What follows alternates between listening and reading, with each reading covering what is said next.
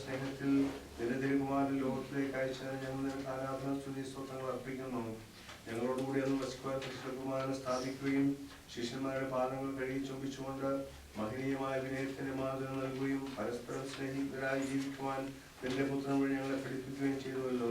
പാപമോചനത്തിനായി നിന്റെ തിരുകുമാരൻ തന്റെ ശരീരങ്ങൾ ഞങ്ങൾക്ക് ഭക്ഷണപാനീയങ്ങളായി തന്നെ സ്മരണ പുതുക്കുന്ന ഈ പ്രസാദനത്തിൽ ഞങ്ങൾ സമർപ്പിക്കുന്ന ഈ പ്രാർത്ഥനാ ശുശ്രൂഷയിലും അപ്പം മുറിക്കൽ കർമ്മത്തിൽ നീ സംപ്രീതരാകണമേ. സ്ഥലത്തിന്റെ നാഥനും പിതാവും പുത്രനും പരിശുദ്ധാത്മാവുമായ സർവേശ്വരനായി നയിക്കും.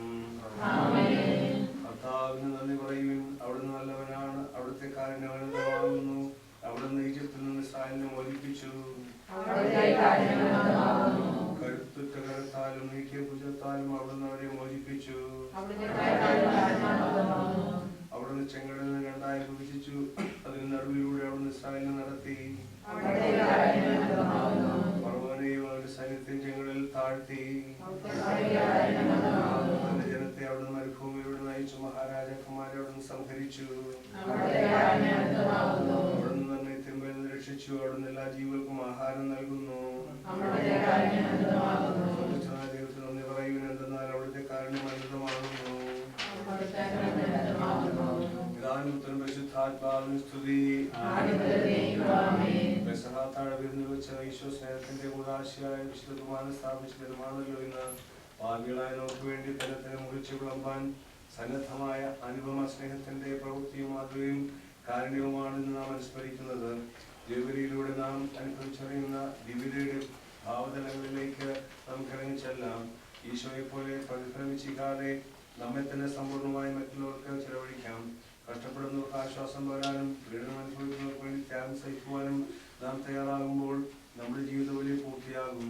ഈശോയുടെ മാതൃക അനുസരിച്ച് കുടുംബാംഗങ്ങളായ ഞങ്ങൾ ഓരോരുത്തരും മറ്റുള്ളവർക്ക് വേണ്ടി ജീവിക്കാൻ കൃപ ചെയ്യണമേ. സ്ഥലത്തിന്റെ നാഥനായ സർവേശ്വര എന്നേക്കും.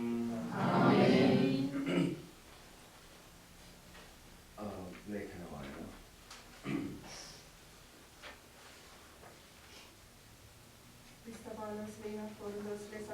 ലേഖനം അധ്യായം 11 വാക്യങ്ങൾ 23 മുതൽ. കർത്താവായ ഈശോ താൻ ഒറ്റിക്കൊടുക്കപ്പെട്ട രാത്രിയിൽ അപ്പമെടുത്ത് കൃതജ്ഞതാ സ്തോത്രം ചെയ്ത് വിഭജിച്ചുകൊണ്ട് അരുളി ചെയ്തു, ഇത് നിങ്ങൾക്ക് വേണ്ടിയുള്ള എന്റെ ശരീരമാകുന്നു, എന്റെ ഓർമ്മയ്ക്കായി നിങ്ങൾ ചെയ്യുവിൻ. അപ്രകാരം തന്നെ അത്താഴത്തിന് ശേഷം പാനപാത്രം എടുത്ത് അരുളി ചെയ്തു, ഈ പാനപാത്രം എന്റെ രക്തം കൊണ്ടുള്ള പുതിയ ഉടമ്പടിയാകുന്നു. നിങ്ങൾ ഇത് പാനം ചെയ്യുമ്പോഴെല്ലാം എന്റെ ഓർമ്മയ്ക്കായി ചെയ്യുവിൻ. ഈ അപ്പം ഭക്ഷിക്കുകയും ഈ പാനപാത്രത്തിൽ നിന്ന് പാനം ചെയ്യുകയും ചെയ്യുമ്പോഴെല്ലാം കർത്താവിന്റെ മരണത്തെയാണ് അവിടുത്തെ ആഗമനം വരെ നിങ്ങൾ പ്രഖ്യാപിക്കുന്നത്. ആകയാൽ ആരെങ്കിലും അയോഗ്യതയോടെ കർത്താവിന്റെ അപ്പം ഭക്ഷിക്കുകയോ അവിടുത്തെ പാനപാത്രത്തിൽ നിന്ന് പാനം ചെയ്യുകയോ ചെയ്താൽ അവൻ കർത്താവിന്റെ ശരീരത്തിനും രക്തത്തിനും എതിരായി തെറ്റ് ചെയ്യുന്നു. അതിനാൽ ഓരോരുത്തരും സ്വയം പരിശോധിച്ചതിന് ശേഷമേ ഈ അപ്പം ഭക്ഷിക്കുകയും ഈ പാനപാത്രത്തിൽ നിന്ന് പാനം ചെയ്യുകയും ചെയ്യാവൂ.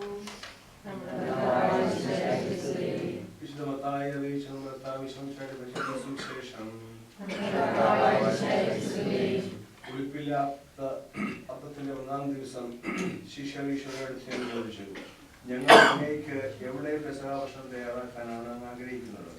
അവിടുന്ന് പറഞ്ഞു, നിങ്ങൾ പട്ടണത്തിൽ പോയി ഇന്ന ആളുടെ അടുക്കൽ ചെന്നാൽ എന്റെ സമയം അടുത്തിരിക്കുന്നെന്ന് ശിഷ്യനോട് കൂടി താങ്കളുടെ അടുക്കൽ ഞാൻ പെസഹ ഭക്ഷിക്കാനിരിക്കുന്നെന്ന് ഗുരു പറയുന്നതായി അറിയിക്കുകയും.